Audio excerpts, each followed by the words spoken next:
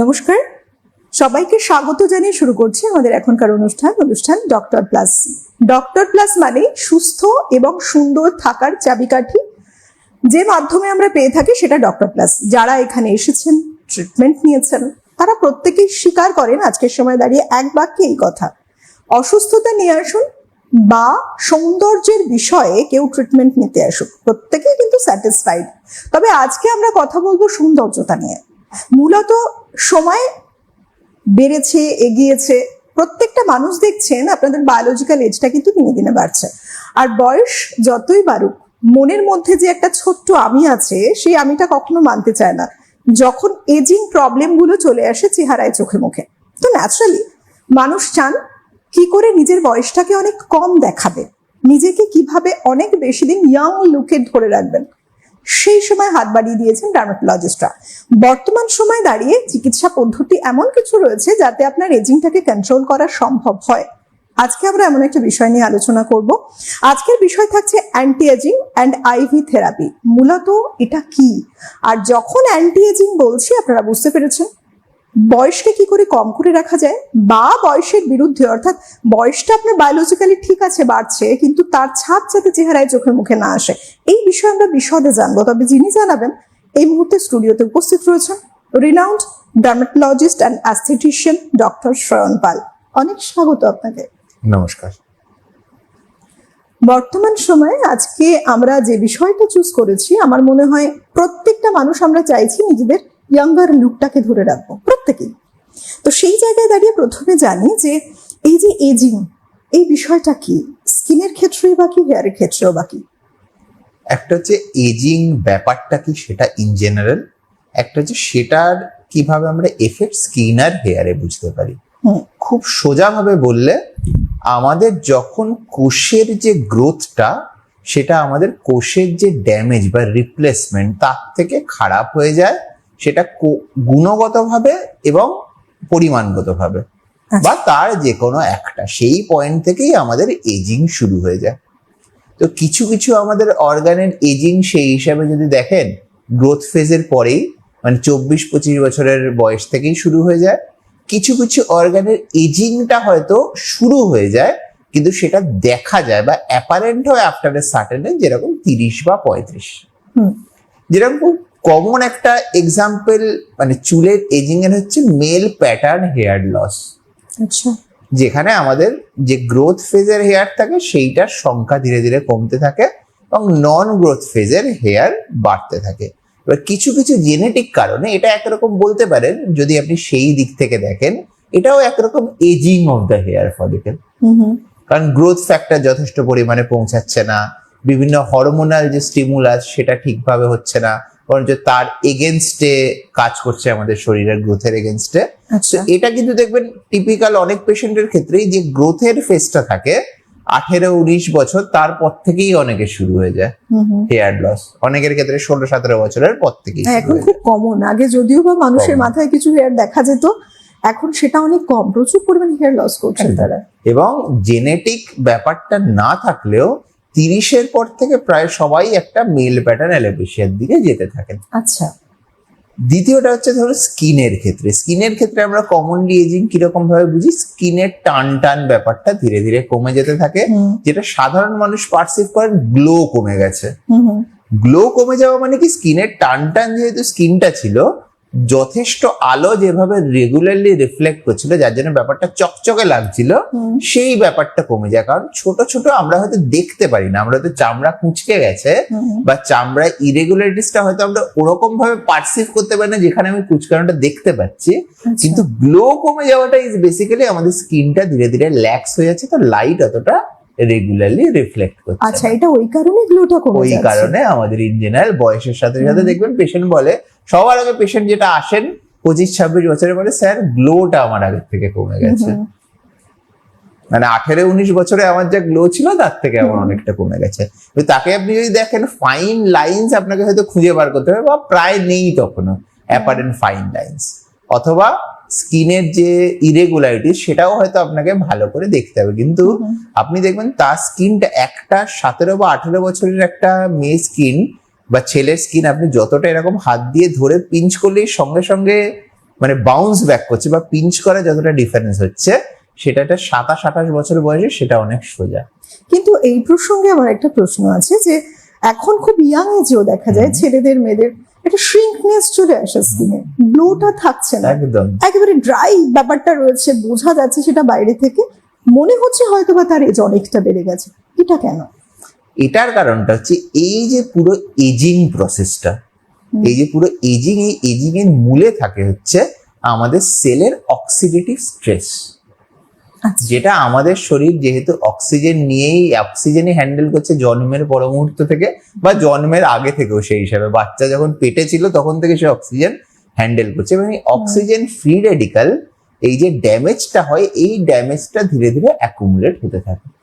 এবং সেই ড্যামেজটা একটা যেটা জিনিস করে, খুব সায়েন্সি ব্যাপারটাতে আমি যাচ্ছি না, there is something called telomere shortening, মানে মেল কথা হচ্ছে এই অক্সিডেটিভ ড্যামেজটা বাড়তে থাকে যত, আর যত এই অক্সিডেটিভ ড্যামেজটা বাড়তে থাকে তত ধীরে ধীরে এজিং প্রসেসটা, যেটা আমরা কি এজিং বলে জানি, সেটা আগে হয়। এবং অক্সিডেটিভ প্রসেস কোন জিনিসে আরো বেশি অ্যাক্সিলারেটেড হয়?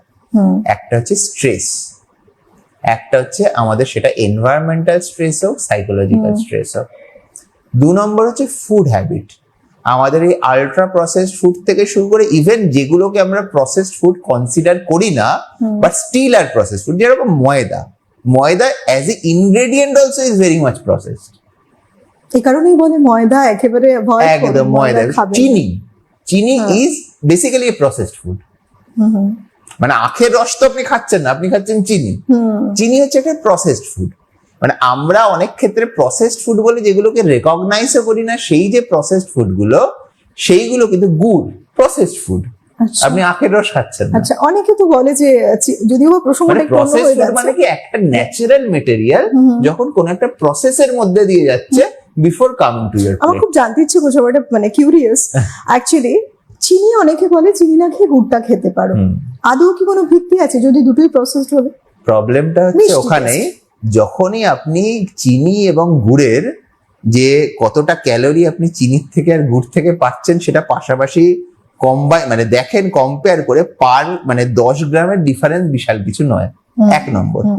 নাম্বার 2, চিনির থেকে গুড়টা একটু কম প্রসেসড, তাই জন্য হয়তো তাতে ন্যাচারাল ফাইবারস আর পুষ্টিগুণ 19-20 বেশি, কিন্তু সেটাও বেশি ইন সাম পার্সেন্টেজ। মানে 100% improvement from almost nothing is still almost nothing. মানে একটা জিনিসের জন্য খুব নেগলিজেবল একটা কোনো জিনিস আছে চিনিতে, সেটার থেকে গুড়ে বলছে এটার থেকে গুড়ের 150% বেশি এই জিনিসটা আছে। সেই অ্যামাউন্টটা যদি অলমোস্ট নাথিং হয়, তার 150% বেশিটাও অলমোস্ট নাথিং। ঠিক, সেইটা হচ্ছে ব্যাপার। মানে লোকে এই পার্সেন্টেজের ব্যাপারটা যতটা এক্সাইটিং লাগে শুনতে, কারণ লোকে পার্সেন্টেজ বলতে লোকে যে মানে ভিজিবল নাম্বার বা ভিজিবল ওয়ার্ল্ডের যে ইনক্রিজটা সেটা বোঝে, কিন্তু আমরা যখন একটা মাইক্রোস্কোপিক অ্যামাউন্টের কথা বা খুব কম কিছু মাইক্রোগ্রামের কথা বলছি, তখন পার্সেন্টেজের ব্যাপারটা সত্যি অতটা ম্যাটার করে না, unless an absolute volume changes দেয়। এবং এগুলোই কি আবার স্কিনের এজটাকে বাড়িয়ে দেয়? এবং প্রবলেমটা হচ্ছে এটাই, যত আপনার শরীরে প্রসেস, এবার নন প্রসেসড ফুড কোনগুলো?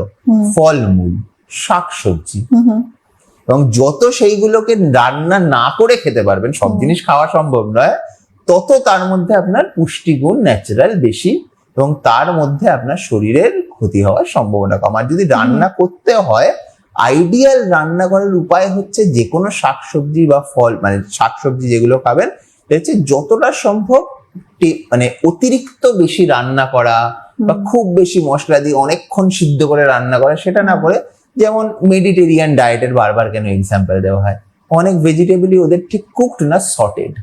আচ্ছা, মানে কম রান্না করা ভেজিটেবলস, এবং তার সঙ্গে যে জিনিসগুলোতে ন্যাচারালি অ্যান্টি অক্সিডেন্টস বেশি, সেই ধরনের খাবার বেশি কনজিউম করা, সেগুলো। এবার টু বি ভেরি অনেস্ট, আমাদের ইন্ডিয়ান ডায়েটের মধ্যে থেকে মেডিটেরিয়ান কম্পোনেন্টেরও দাম বেশি, এবং সেই ডায়েট দুম করে তো চেঞ্জ করা যায় না।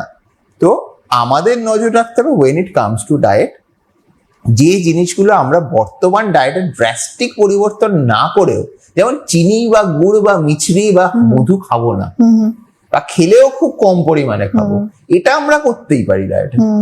ময়দা খাবো না, যদি আটাও খাই একটা মাল্টিগ্রেন আটা খাবো যেখানে আমাদের এমন কম্পোনেন্ট দেওয়া রয়েছে যাতে ফাইবারটা আমার একটু বেশি আছে। তার মানে প্রথমে আগে মূল যে একদম। বেস সেটা হচ্ছে ফুড হ্যাবিট, ওটাকে চেঞ্জ করতে হবে। এটা তো ডক্টর একটা ন্যাচারাল প্রসেস গেল এবং খুব গুরুত্বপূর্ণ একটা জায়গা, মানুষ কি খাচ্ছেন এটা। এবার বর্তমান সময়ে কিন্তু অনেক এমন পদ্ধতি রয়েছে, ট্রিটমেন্ট, অনেক থেরাপি, অনেক কিছু রয়েছে। তার মধ্যে ভীষণ পপুলার আইভি থেরাপি, একদম। ভীষণ কমন শোনা যায়। সেখানে গ্লুটাথিয়নের একটা ভূমিকা রয়েছে, সেটাও শোনা যাচ্ছে। আর কি কি আছে, এগুলো কিভাবে কাজ করে যাদের অলরেডি এজটা অনেক বেড়ে গেছে, স্কিনে একটা ভাব চলে এসছে, সেটা দেখে। এবং আরো একটা জিনিস জানতে চাই, আমি তো নর্মালি বললাম আমরা যেরকম সাধারণ মানুষদের দেখা যায় শ্রিঙ্কনেস চলে আসছে, বয়সটা মনে হয় স্কিনের বেড়ে আছে, এছাড়া আর কি কি সাইন সিমটম দেখা যায়, আর এই থেরাপিগুলোও বা কিভাবে কাজ করে একটু শুনুন। গ্লুটাথায়নের ক্ষেত্রে why it is consider to be একটা ওয়ান্ডারফুল কম্পোনেন্ট, কারণ প্রাইমারিলি গ্লুটাথিয়নের ইউজ হচ্ছে অ্যান্টি অক্সিডেন্ট, আচ্ছা, যেটার কারণে আমরা অক্সিডেটিভ স্ট্রেসের জন্য যে এজিং হয় এটা তার এগেনস্টে কাজ করে। ফলে লোকে যারা, আর এই যে গ্লুটাথিয়নের ব্যাপারে যেটা জানা আছে যে স্কিনের রং হালকা করে, ডেফিনেটলি করে, কিন্তু ওটা বলতে পারেন সাইড এফেক্ট, সাইড এফেক্ট, ওকে, হ্যাঁ, অনলি ফেয়ারনেস এর জন্য নয়, মানে maybe it's a preferred side effect. আচ্ছা, বাট আমরা যে গ্লুটাথিয়ন বেশিরভাগ ক্ষেত্রে দেওয়া হয়, বা গ্লুটাথিয়ন যেভাবে মানে প্রথমে ইউজড হতো, বা বেশিরভাগ ক্ষেত্রে আমরা ডাক্তাররা, আমরা সত্যি কথা বলতে কি স্কিনের রং ইমপ্রুভ করাকে প্রমোশন করি না, কারণ আমরা মনে করি এটা প্রচন্ড অলরেডি খুব ট্যাবুড ব্যাপার একটা ইন্ডিয়াতে। তার উপরে স্কিনের রং বা ফর্সা হওয়ার ব্যাপারটা ইমপ্রুভ করাটা, প্রমোট করাটা একদমই উচিত নয়। কিন্তু ডেফিনেটলি আজকে মানে it's a science back fact that গ্লুটাথিয়নে আমাদের স্কিনের কালার লাইটেন হয়, এবং যথেষ্ট একটা সিগনিফিকেন্ট অ্যামাউন্টে লাইটেন হয়।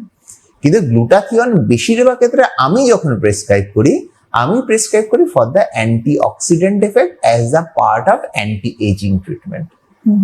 এবং তাতে অ্যাকচুয়ালি একটা, যেহেতু আমরা খাবারের মধ্যে যথেষ্ট পরিমাণে অ্যান্টি অক্সিডেন্ট পাই না, এখানে আমি একটা ভালো অ্যান্টি অক্সিডেন্টের ফ্লো পাচ্ছি, তো there is actually a long term benefit. লোকে মনে করে যে গ্লুটাথিয়ন বন্ধ করে যাওয়ার পরে তো ডাক্তারবাবু আমার সেই আবার স্কিনটা ডার্কি হয়ে যাবে, আমার কি লাভ হলো? লাভটা আপনার, আপনি ভুল জিনিসকে লাভের দিকে ভাবছেন।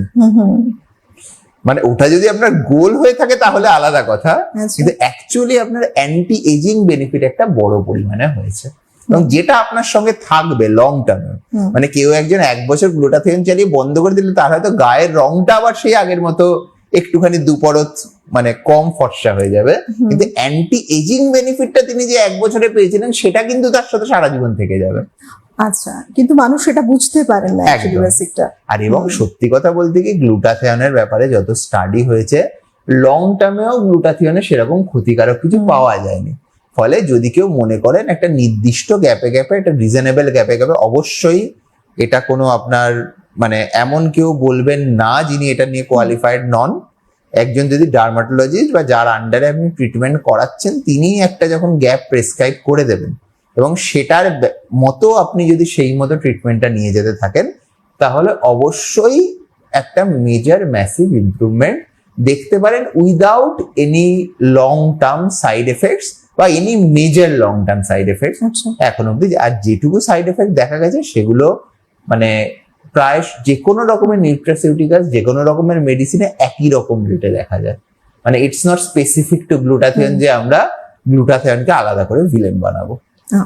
মানে ইনজেকশন জিঙ্কেও দেখা যেতে পারে, সেটা আয়রনের ইনজেকশনেও দেখা যেতে পারে, মানে আলাদা করে গ্লুটাথিয়ন দোষী সেটা বলা খুব মুশকিল। তবে এই আইভি থেরাপির বৈশিষ্ট্য বলতে কি বোঝায়, মানে কি আছে? আইভি থেরাপির ব্যাপারটা হচ্ছে সবচেয়ে পপুলারটা আমরা আলোচনা করলাম গ্লুটাথিয়ন। এছাড়াও এখন বিভিন্ন রকম মানে অন্যান্য কম্পাউন্ডস আসছে।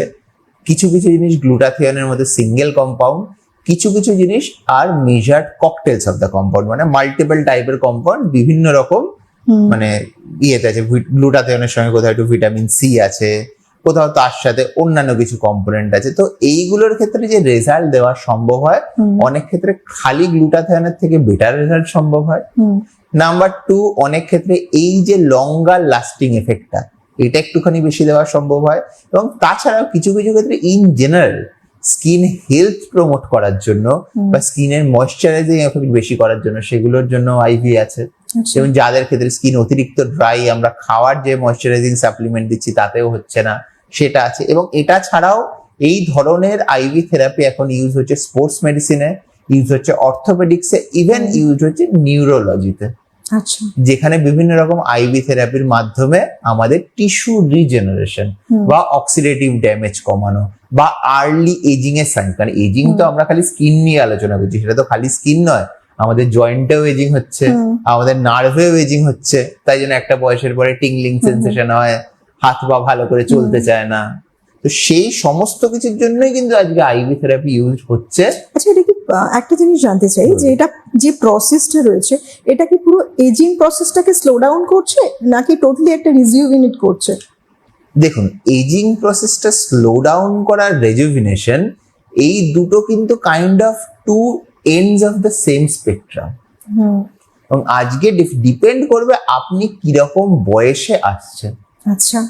যে বয়সে আপনার অলরেডি আপনি just out of your growth phase, তখন হয়তো কিছুটা রেজুভিনেটও করবে। আর যে ফেজে আপনি ধরুন অনেকটাই পরে আসছেন, একটা 45-50 ইয়ার্সে আসছেন, তখন মোস্টলি সেটাকে এজিং প্রসেস স্লো করবে। বাট খালি তো আমাদের আইভির ওপর ভরসা করলে চলবে না। আপনি যদি চান কোলাজেন রিগ্রোথ, সেটার জন্য আমাদের বিভিন্ন রকম ইনজেক্টেবলস আছে, যেরকম স্কিন বুস্টার্স আছে, তারপরে পিডিআরএনস আছে, এক্সোজোমস আছে, বিভিন্ন রকমের মলিকুল আছে। সেটা আমরা বিভিন্ন মেথডে দিই, কিছু কিছু জিনিস থ্রু ইনজেকশন, কিছু কিছু জিনিস থ্রু মাইক্রো নিডলিং, কিছু কিছু জিনিস থ্রু স্পেশাল অ্যাডমিনিস্ট্রেশন ডিভাইসেস, যেগুলো দিয়ে আমরা এগুলো ইউজ করি। এবং সেটার মধ্যে দিয়েও আমরা কোলাজেন রিমডেলিং বা রিগ্রোথ করতে পারি। কিন্তু সেটার ক্ষেত্রে বিউটিটা হচ্ছে আপনার পুরো শরীরের করার দরকার হচ্ছে না। আপনার তো এজিংটা মোস্টলি ওকে থাকে ফেস অ্যান্ড নেক আর হ্যান্ডস, আমরা খালি face and neck and hands এর ট্রিটমেন্ট করতে পারি। আচ্ছা, একটা সময় প্রচুর পপুলার, একটা সময় বলবো না, এই কয়েক বছর আগেও শুধুমাত্র বোটক্স, ফিলার, তারপরে এলো এক্সোজোম। মানে কোনটা কিভাবে বেসিক্যালি কাজ করে? প্রত্যেকটাই তো অ্যান্টি এজিং এর ক্ষেত্রে কাজ করছে একদম, কিন্তু কিছু কিছু জিনিস এর মধ্যে কাজ করে actually total anti aging effect দিচ্ছে। মানে এজিং এর যে খালি সায়েন্স নয়, এজিং এর যে পুরো মেকানিজম সেটাকে রিভার্স করছে। আর কিছু কিছু জিনিস আছে এজিং এর সায়েন্সটাকে রিভার্স করছে। দুটোই খুব ইম্পর্টেন্ট। কারণ আজকে যদি দেখে আপনাকে না মনে হয় যে আপনি বয়স কমেছে, তাহলে আপনার ভেতর থেকে যতই বয়স কমুক আপনার কাছে মনে হবে না যে সেটা কিছু এফেক্ট হয়েছে। বোটক্স এন্ড ফিলার্স এক্স্যাক্টলি যেটা করে, বোটক্স আমাদের যে অতিরিক্ত কুঁচকানো ভাব থাকে, অতিরিক্ত ফাইন লাইন্স থাকে, মুখের মধ্যে যে বলি রেখা করতে থাকে, সেগুলোকে অনেকাংশে কম করে। আর ফিলার্স যেটা করে সেটা হচ্ছে যে মুখের এই যে ঝুলে পড়া একটা ব্যাপার থাকে, এই জায়গাতে আমাদের একটা বয়সের পরে ভাঁজ পড়তে শুরু করে, এই জায়গার ভাঁজগুলো গাঢ় হয়, এই লাইন্স গুলো আমাদের আরো ভাঁজ পড়তে থাকে, এইগুলোকে বেসিক্যালি লিফট করার জন্য। মানে এইগুলো কেন হয় তার কারণ আর কিছুই না, আমাদের যে বনি প্রমিনেন্স, বনি যে হুক গুলো থাকে, বা আমাদের যেখানে টিস্যুর একটা ভলিউম থাকে, যেটার জন্য আমাদের ফেসটা টান টান ব্যাপারটা থাকে, সেই ভলিউমটা লস হয়ে যায়, তো স্কিনটা ঝুলে পড়ে। তো আমরা সেই ভলিউম, পিলার্স মানে কি, আমরা ফিল করছি সেই ভলিউম গুলোকে। যেখানে বোন লস হচ্ছে সেখানে বোনের উপযুক্ত ফিলার্স দিয়ে ফিল করছি। যেখানে রিলেটিভলি সফটওয়্যার টিস্যু লস হচ্ছে সেখানে সেই রকম কোয়ালিটির ফিলার্স দিয়ে আমরা ফিল করছি, যাতে আমরা ফেসের যে লস গুলো হয়েছে সেগুলোকে যে এই মুহূর্তে ফিল করে দেবো, স্কিনটা আবার সেই যেটা ঝুলে পড়েছে আবার সেই টান টানের দিকে চলে যাবে। আচ্ছা, আপনি একটা কথা বললেন যে ফিলার্স এর কোয়ালিটি, এটাও ডিফারেন্ট হয়, ডিফারেন্ট কাইন্ড, বিভিন্ন রকম এরিয়ার হিসাবে। যেমন আমাদের টিস্যু বিভিন্ন রকম জায়গায় বিভিন্ন রকম মানে টাইপ অফ টিস্যু। যেমন বোন হচ্ছে আমাদের একটা খুব হার্ড টিস্যু, তো যেখানে আমাদের বোনটাকে মিমিক করতে হবে বা বোনের মতো একটা স্ট্রাকচার তৈরি করতে হবে। যেমন খুব সহজ একটা এক্সাম্পল, যে আমাদের এই যে এই একটা আর্চ যেটা আছে, যেটাকে জাইগোমেটিক আর্চ বলে, দেখেন বয়সের সাথে সাথে এই ব্যাপার বা এইখানের যে বনি ব্যাপারটা আছে সেটা কমতে থাকে, ধীরে ধীরে উঁচুটা কমতে থাকে। ফলে এইখানে যে হুক করে রেখেছিল স্কিনটাকে, এই স্কিনটা নিচের দিকে নেমে যেতে থাকে, স্যাগি ব্যাপারটা চলে আসে। এবার আজকে যদি আমাকে প্রথম যেটা করতে হবে, জাইগোমেটিক আর্চটা রিকনস্ট্রাকশন করতে হবে। সেটার জন্য আমাকে এমনই মেটেরিয়াল দিতে হবে যেটা জাইগোমেটিক আর্চের মতো টিস্যুকে টেনে ধরে রাখার সেই শক্ত সেই ক্যাপাবিলিটিটা থাকে। এই জন্য এগেইন ট্রেন্ড প্রফেশনালের কাছে করা খুব ইম্পর্টেন্ট, কারণ টাইপ অফ দ্য ফিলার্স যেখানে যা লাগবে এক্স্যাক্টলি কারণ আজকে ধরুন আমার এই জায়গায় সফট টিস্যু আছে, এই জায়গাটাকে আমাকে যদি মিমিক করতে হয় এক্স্যাক্টলি সেই অবস্থাটা, আমার কিন্তু এটার মতো করে ফিলার্স চুজ করতে হবে। আচ্ছা, ফলে আজকে যদি এই ফিলার্সটা এখানে দিয়ে দিই, এখানে লাম্পি ব্যাপার চলে আসবে। আবার কারণেই- এই ফিলার্সটা এখানে দিয়ে দিলে এটাকে ধরে রাখবে না। এটা এ কারণেই বোধহয় একজন মানুষ রেজাল্টও চান একটা খুব সুন্দর, একদম। ট্রিটমেন্ট নিয়ে এলেন, দেখলেন যে মনোপুত রেজাল্ট তো পেলেনই না, উল্টে আরো মুখটা খারাপ হয়ে এমন গেল। হয়ে গেল, নিজে আয়নার সামনে দাঁড়িয়ে আঁতকে উঠছেন, যেটা কি হয়ে গেল। এই ফিলার্স এর যত হরর স্টোরি শোনেন সমস্ত কিছুই বেসিক্যালি এটা। আচ্ছা, মানে people who are doing fillers তারা জানে না কোন জায়গায় কোন ফিলার ইউজ করতে হবে। এটা কিন্তু ভীষণ মানে ভালো একটা দিক জানলাম আজ। আই থিঙ্ক যারা আপনারা ওপারে দূরে আছেন, আপনাদের জন্য বলি যে দেখুন, আমরা একটা প্রপার গাইডলাইন চাই, আমরা একটা মনোভূত রেজাল্ট পেতে চাই, তাই না? এত টাকা পয়সা খরচ করে একটা জায়গায় যাচ্ছি ট্রিটমেন্ট নিতে, সেক্ষেত্রে অবশ্যই একটা বিশ্বস্ত জায়গায় যাওয়া উচিত, একজন বিশ্বস্ত ডক্টরের পরামর্শ অনুযায়ী সেটা মেনে সেই অনুযায়ী ট্রিটমেন্ট নেওয়া উচিত, তাহলে আমরা আমাদের পছন্দ মতো রেজাল্ট পেতে পারি। আদারওয়াইজ আপনারা তো শুনলেনই এই অনুষ্ঠানের মাধ্যমে যে আলটিমেটলি কি ঘটে, এবং আমরা এরকম বহু সেলিব্রিটিদের কিন্তু দেখেছি, সেই মুখগুলো আমার মনে পড়ছে। একদম। তারা তো তাদের আর্থিক ব্যাপারটা একেবারেই নেই, তারা চেয়েছেন একটা প্রপার ফেস শেপ আসুক, সেটা উল্টে বিগড়ে গেছে এবং সেটা নিয়ে ট্রোলের শিকার হতে হয়েছে, যেটা অত্যন্ত দুঃখজনক। আর তার মানে এই সংখ্যাটা প্রচুর আছে, যাদের আমরা জানতে পারছি না, তারাও বিভিন্ন জায়গায় যাচ্ছেন, মিসগাইডেড হচ্ছেন এবং সঠিক একটা ট্রিটমেন্ট পাচ্ছেন না। এটা একটা দুঃখজনক একটা ব্যাপার। ফিলার্স এর ক্ষেত্রে আরো একটা ব্যাপার খুব ইম্পর্টেন্ট, সেটাকে আমরা বলি ওভার ফিলিং। সেটা ওভার কি? ফিলিং মানে আমাদের টার্গেট ফিলার্স দিয়ে কিন্তু নয় যে আপনার মুখটাকে এমন ভাবে চেঞ্জ করে দেওয়া যেরকম আপনার মুখ কখনো ছিলই না। আমি যখন পেশেন্টদের ফিলার করি, আমি তাদেরকে বলি আপনার সেরকম হলে আপনি একটা পুরনো ছবি আপনার নিয়ে আসতে পারেন, যে সময় আপনার বয়স এখন থেকে 10 বা 15 বছর কম ছিল।